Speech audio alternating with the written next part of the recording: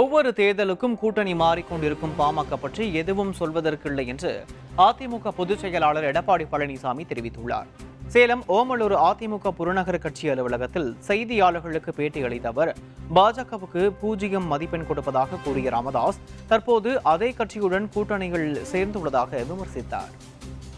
அவர் வேடந்தாங்கல் பறவை மாதிரி அடிக்கடி கூட்டணி மாத்திட்டு இருக்காரு.